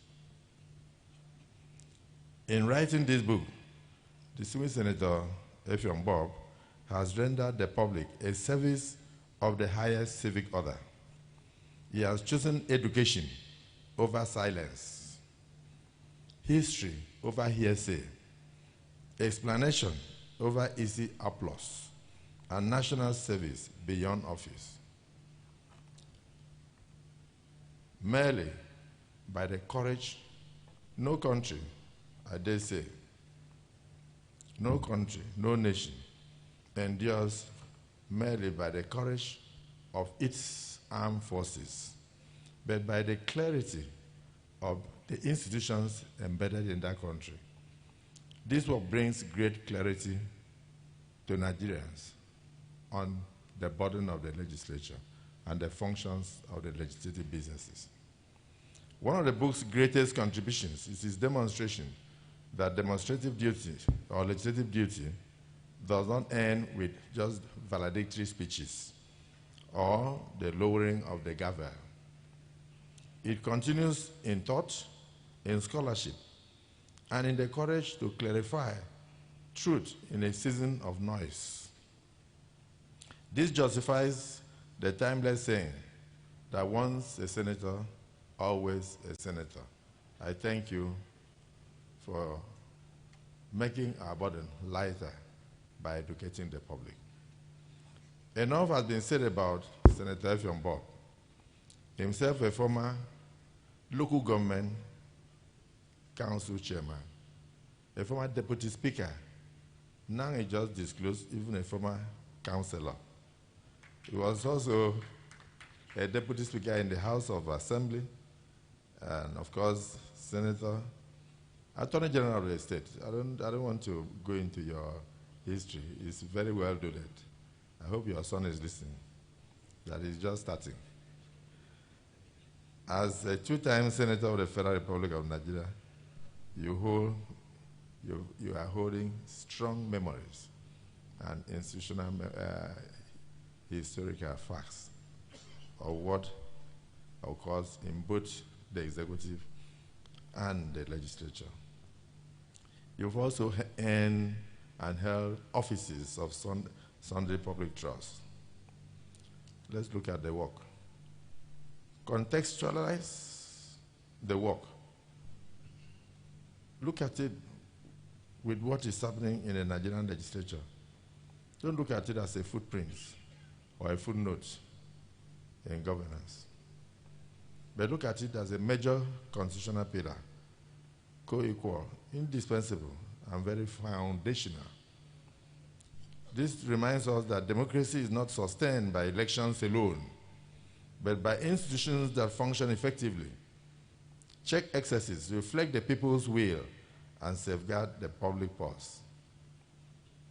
Surprisingly, Mr. Speaker, the governor just mentioned that the legislature has a lot of money, and it shows that he's taking very good care of you and your members in Akwa Ibom State House of Assembly. Your Excellency, thank you for what you are doing. Because you have the pen, so anything they spend must have come from you. So for you to affirm that they really have a lot of money, we'll come and learn from Akwa Ibom State House of Assembly how he's pampering you and spoiling you with cash. So thank you for taking so much care of your legislature. As the book carefully explains, the legislature bears a very heavy burden. The burden of lawmaking, where every clause must balance liberty with order. The burden of representation, where millions of voices must find expression through a single vote. The burden of oversight, where power must be questioned without malice. And the burden of budgetary control, where national dreams must be matched with fiscal discipline. These are not ceremonial duties. They are constitutional responsibilities, often discharged under very intense scrutiny, most times misunderstanding by the public, and at times the public will deliberately misrepresent the legislature. However abused or malign, it may be one enduring measure of any democracy, which is the openness. Another is the transparency, where citizens are free to interrogate institutions. Democracy breathes through such interrogation. But I don't think citizens are free to abuse the legislature. I give you an example. There is a man who heads one NGO, or a CSO. He was on television the other day. He was abusing the current Nigerian Senate that he makes money from. And he said that the Senate is the worst since the world was founded. And he's judging us by something that is incoherent. Electoral Act amendment that is incompleted. We have not completed it, but they are already on television. You see all sorts of panels. Because they don't understand lawmaking. They don't even know that even the one in the Senate is not completed until we look at the votes and proceedings. So when we bring out the votes and proceedings, any senator has a right to rise up and say on clause 3, this was what we agreed upon. And if those who are recording through the verbatim recorder disagree or agree, we amend it before we approve the votes and proceedings. That is the only time you can now talk about what the Senate has done or what the Senate has not done. But already people are on television abusing the Senate, talking about the Senate, even when what we did has not yet been approved by the same Senate. It's incomplete. Your Excellency, you see how you are better at us? Once you decide, nobody will question and they will understand. But in our own case, we have so many processes, from moving the motion, from bringing it up, going to passing through second reading, and then going to public hearing, coming back to this, and even in votes and proceedings that are yet to be approved, people are already concluding. I can't talk because I only hold a gavel, and I drop when they tell me to drop. When they say aye. If they say nay, I will not drop the gavel. Am I right or wrong? But I can still drop it and shout that the nays have it. But in this case, we are yet to complete the process. So why are people setting up panels in all television studios and then abusing, and then people have become mouth legislators?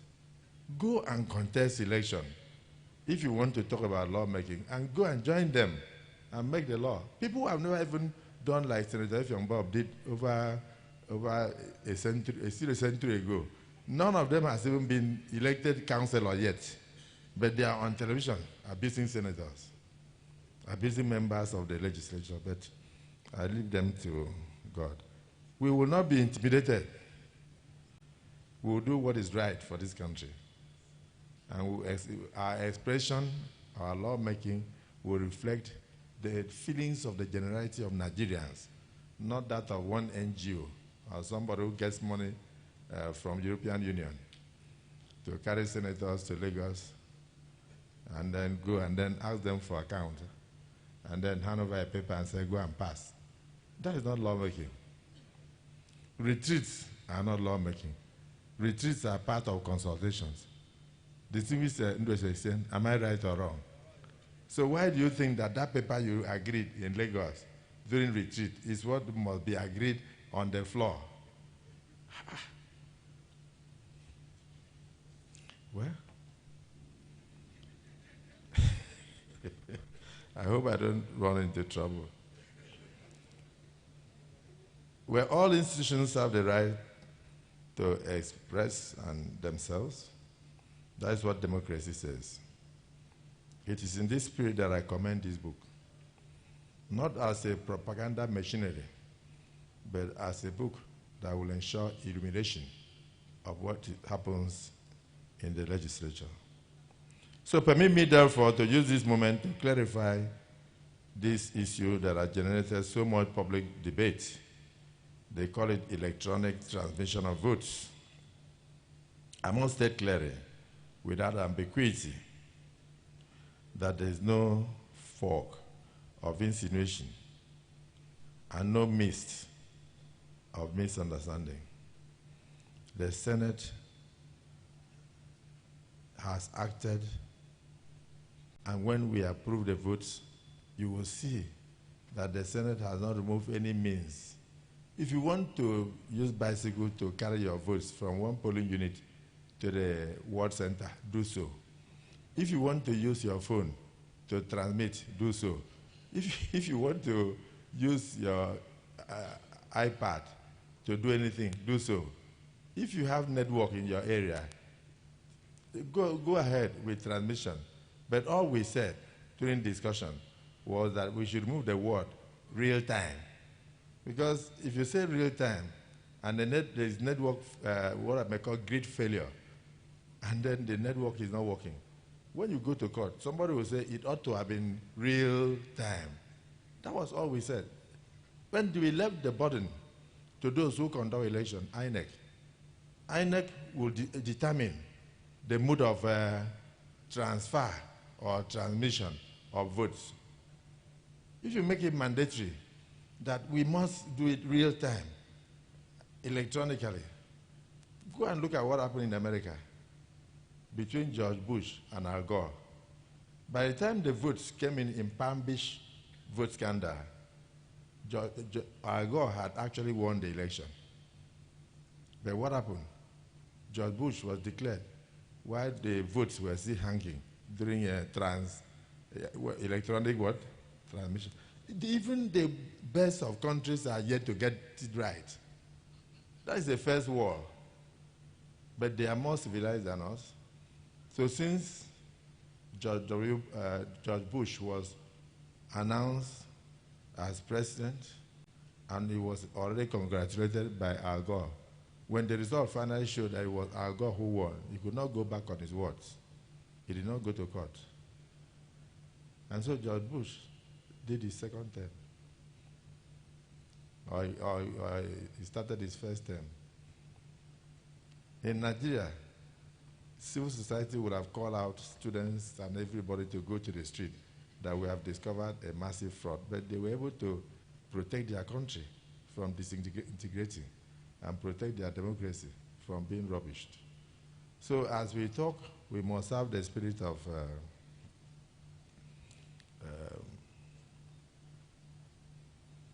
what I may regard as patriotism. It's unfortunate. So the door is still open for ADC and for APP and any political party that wishes to make a contribution. We even have harmonization committee, which we call conference, known by the chairman of this occasion.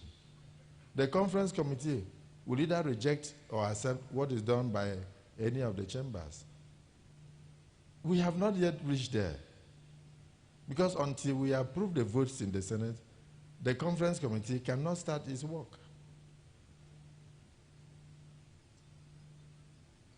So ADC should wait. Sorry, I mean the commentators should wait. I hope I don't run into trouble. But I'm too excited to see the chairman of ADC. Because we've not, if there's what we call conference committee, That means if this chamber passes this and the other one passes that, then you now jointly sit together and take one and drop the other. It's only when we have finished that you now say the National Assembly has passed any amendment to the Electoral Act. I know people are very interested in knowing what is happening because people who have seen failure in front are trying to look for anything to cling to start trying to rubbish the process. But even the law is settled by the Supreme Court of Nigeria. In the case of Atiku versus the rest of them, in 2023, the Supreme Court settled this issue. So please go and read. I don't want to talk about it. That's not why we are here. But you see part of the interpretation of the law and the burden of the legislator. So even where there is already a settled issue in court, the Supreme Court ruled that Nigeria does not have the backbone infrastructure and that what we call IREV is only an opportunity to showcase what happens in polling units that election monitors could not go to. It cannot reflect the actual result. The result is in Form EC8A, which must be carried from one polling unit to the ward center, from there to the local government collation center, to the senatorial collation center, to the state collation center, and finally, national collation center. See the processes? So why am I being crucified even before we start? The burden of the legislator. So the door is still open.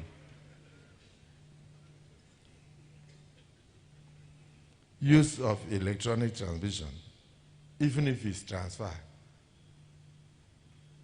But real time means that in over 9 states, where networks are not working because of insecurity, there will be no election result. And nationally means that if the national grid should collapse and no network is working, no election result will be valid.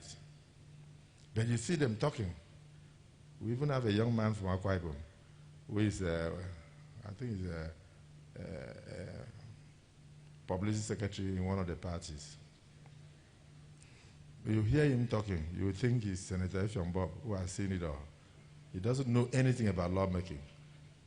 And he will talk and talk and talk. But what can I say? I can't answer. Don't allow anybody to intimidate you.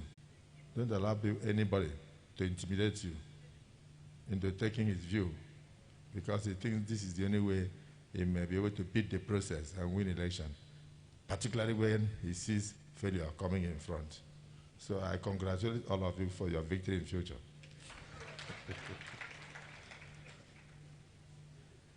Well, the Senate does not conduct elections. So we don't deploy technology. We only make laws. INEC must apply the law. The timing, scope, and modalities rest with INEC, acting within the framework of the law enacted by Parliament and interpreted by the Supreme Court, as the Supreme Court had interpreted about this electronic transmission. People should go and read these things. We insist now and always that the electoral reforms must be anchored in law, guided by capacity secured against abuse, and applied uniformly across the nation. Technology must serve democracy. It must not endanger democracy, particularly untested technology, no matter how enthusiastic you are, to jump beyond the capacity of your constituency. You will stay in a place that even has no wire. You've never had light, and you are lining up to vote, and you want to come and put in the law real time, and you don't even have light. You have not even given the people light in your community.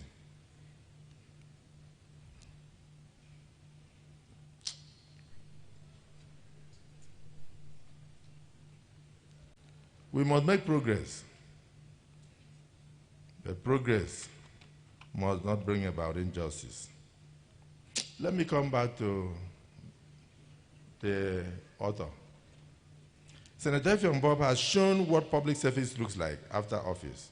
To write, to teach, to illuminate, to document, and to explain. I want to urge all former senators and members of the legislature across board who are here to emulate the example across our land. Add your voices to the record for posterity, for generations unborn to learn.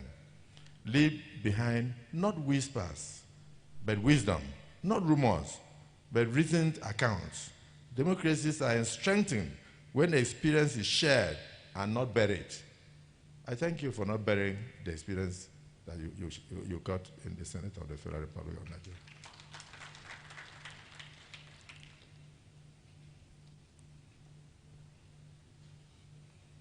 When Democrats do not understand their legislature, democracy is imperiled. Democracy is at risk. A people that mistrust institutions without knowledge weakens its own sovereignty. We celebrate this important contribution today. We recommit ourselves to building a Nigeria where institutions are strong, debates are honest, and reforms are thoughtful. Democracy is measured not by passion alone, but by principles. Once again, I congratulate you, my brother. Commend Senator Effiong Bob's foundation, and thank all Nigerians who continue to believe that our democracy, though imperfect, is worth strengthening. I want to use this opportunity to also thank the President of the Federal Republic of Nigeria, Asiwaju Bola Ahmed Tinubu. Many have a right to understand him. Many misunderstood him, but he continued to remain a principled man. And God continued to guide his way and light his path. Some published documentaries that were fake and false, but yet God disregarded all those things and still elevated him. This same real-time electronic transfer or not, or whether it was by transfer of votes from one unit to the other, whether they had light or not, despite insecurity, they won in large numbers, thousands and thousands of votes. In fact, in one particular region, the presidential candidate won the 5 states in his region. He won all. He even called into South and took Delta. He went into Lagos and took, with the same act that we are talking about too. Maybe it's even better that we leave the act so that they will see that no matter how you jump from here and there, you will still lose. May God bless Nigeria in Jesus' name. Thank you.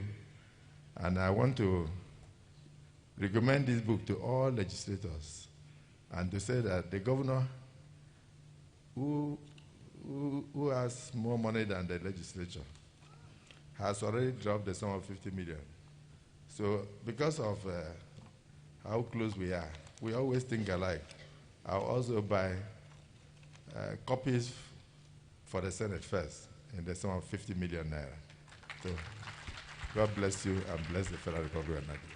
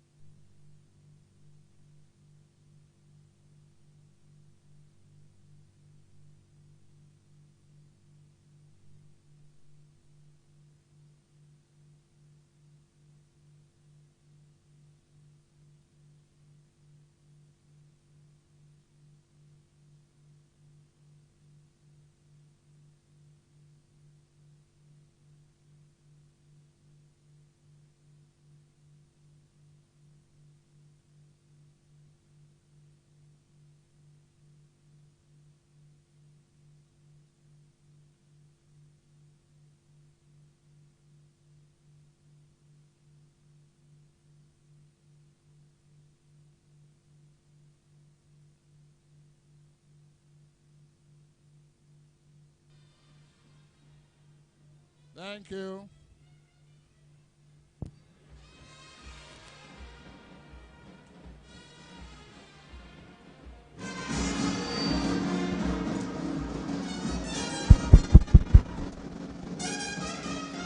Thank you. Thank you. The brass band, thank you very much for a wonderful rendition. Thank you. We're trying to bring this program to a close. We heard from the Honorable Justice Effiong of the High Court of Akwa Ibom Judiciary, who has also supported this publication with a sum of 500,000, and the Chief Judge of Akwa Ibom State, Honorable Justice Ekaite Fabian, on behalf of the judiciary. We thank you very much. We are also aware that distinguished Senator Magnus Abe has asked for 2 copies of the publication, the sum of 250,000 naira. Most distinguished guests, ladies and gentlemen, please can we return to our seats? We are not through yet. I know that most of us are looking forward to having a handshake with our governor, as well as our distinguished Senator, Senate President, Senator Akpabio. Please, could we return to our seats, please? Thank you. Most distinguished guests, ladies and gentlemen, may I now invite the distinguished chairman of this occasion, distinguished Senator David Mark, GCON, for a few closing remarks before we invite the son of the author, Otobong Effiong Bob, to move the vote of thanks. But this time around, let's put our hands together as Senator David Mark steps forth for his closing remarks. Thank you.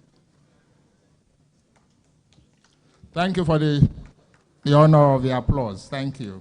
Thank you. All right, sir. Your Excellency, my brother and friend, a very distinguished senator of the Federal Republic of Nigeria, who is the president of the Senate of the Federal Republic of Nigeria, Godswill Akpabio. My friend and brother, I rearrange it to suit you. Thank you very much, Your Excellency. What the ADC is saying, since you mentioned the ADC, you were not here when I started the proceedings. But since you mentioned the ADC, what the ADC is saying is very simple. Pass that there should be electronic transmission. Let INEC decide whether they can do or they cannot do it. Don't speak for INEC, just speak for the National Assembly. And what the public wants is let there be electronic transmission. Now, if INEC cannot do it, it is in their own problem. That's their own problem. Not for you to speak for INEC. It's as simple as that. But that's just a by the way issue. It's not a serious issue, which you have raised. It's a, by the way, it's a tangential issue to this particular occasion. But I hope it is clear. The stand of ADC is very clear. There should be electronic transmission. It is for INEC to decide whether they can do or they cannot accomplish it. Very distinguished ladies and gentlemen, Effiong Bob, thank you very much for letting us into the burdens that legislators go through. You were not here, actually, Mr. President. I enumerated all those burdens. But one key burden, which I want to enumerate, is having been on the other side, and now that you're a legislator, you can see the difference, can't you? The difference is very clear. The legislator is squeezed. He's asked to do everything. He's asked to do what the executives ought to do. But with time, people will learn this. It is only a matter of time. But the moment you are elected, they keep warning you and telling you, look, your tenure is only 4 years. In 4 years, build schools, build hospitals, construct roads, build bridges. You can't do all that. And Mr. Governor, with all due respect, the legislators don't have money. Once I called one young senator.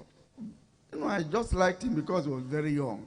And we used to have public transmission on Wednesdays only. So that his constituency can see him, I asked him to talk on Wednesday. He said no, doesn't want to talk. He said he didn't raise his hand. I said, yes, but I want you to talk. He said, no, I don't want to talk. I said, no, Senator, you must talk. He said, Mr. President, I will not talk. So after the session, he came to me and said, sir, I've been here for 4 months. I've lost so much money. There is no money here. I thought there was money in this place. Where is the money? So the expectation is different. And what people see outside is also very different. But Mr. Senate President, thank you for gracing it, because I'm the chairman of this occasion. So for this particular occasion, I'm your boss. I hope you know that. Thank you very much, very distinguished ladies and gentlemen.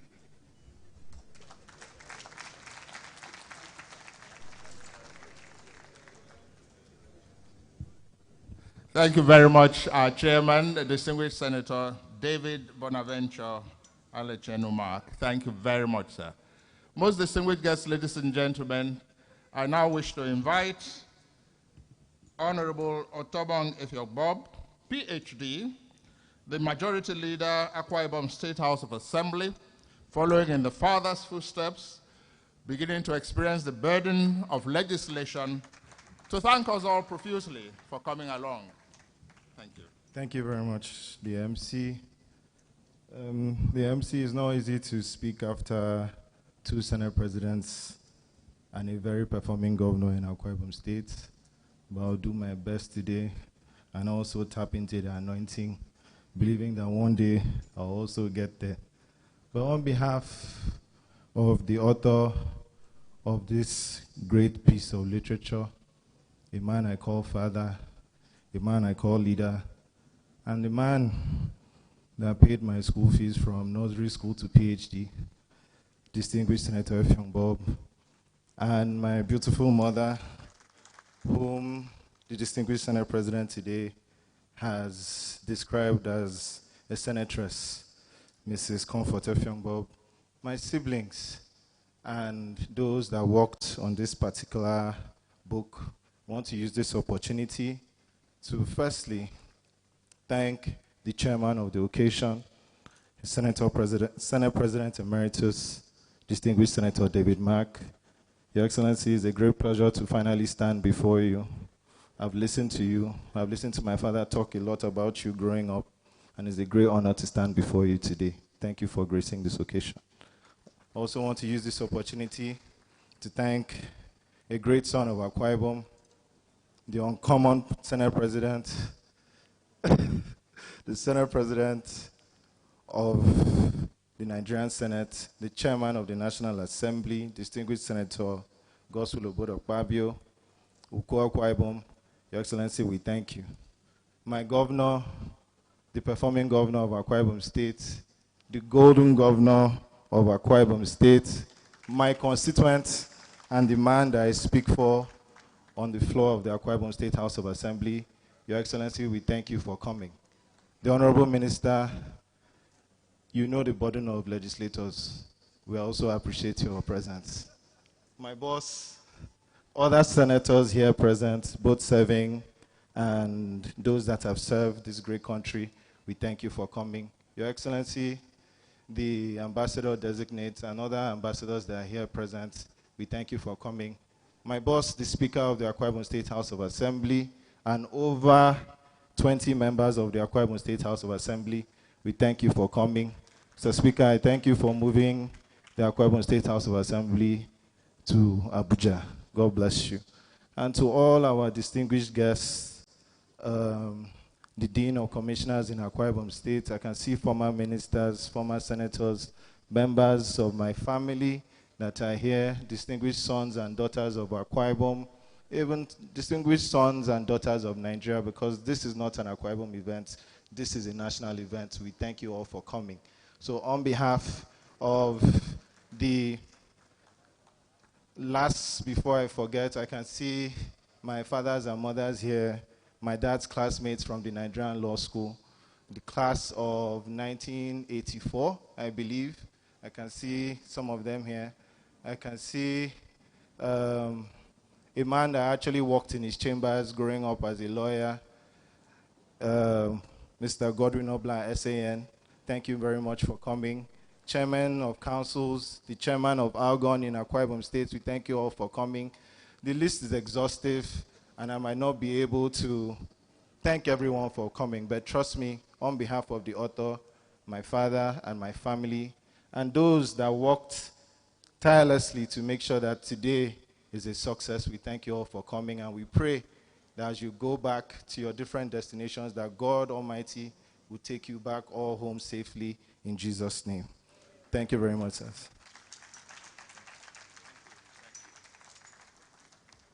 Thank you very much, Senator Effiong Bob. They say it doesn't fall far from the tree. So the school fees you paid, this is the evidence. Brilliant young man, articulate. Thank you very much for the warm felicitation, for expressing gratitude to one and all of those who have stayed here since 10 a.m., 11 a.m., we thank you all very much.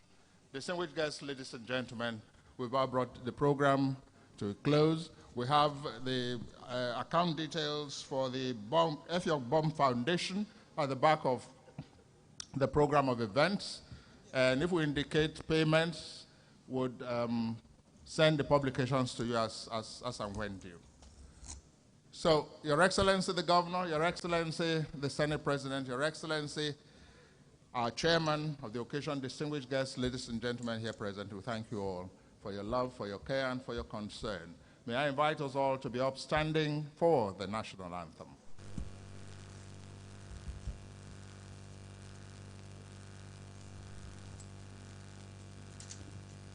Nigeria, we hail thee, our own dear native land.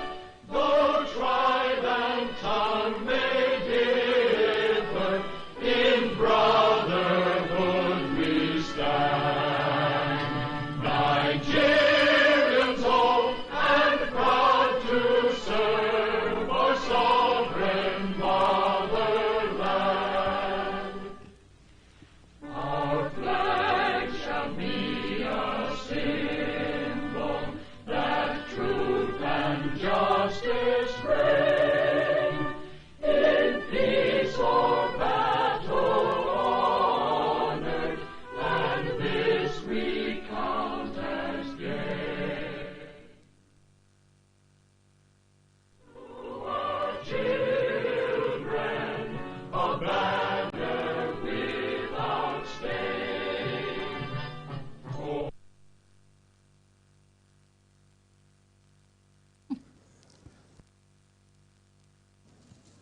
Thank you all very much. We are indeed grateful.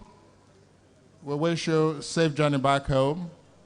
Thank you, Your Excellency, the Governor of Akwa Ibom State. Thank you, the Common Senate President. Thank you, distinguished Senator David Mark, and all of those who have helped us to midwife the birth of this publication today. We are indeed honored and grateful.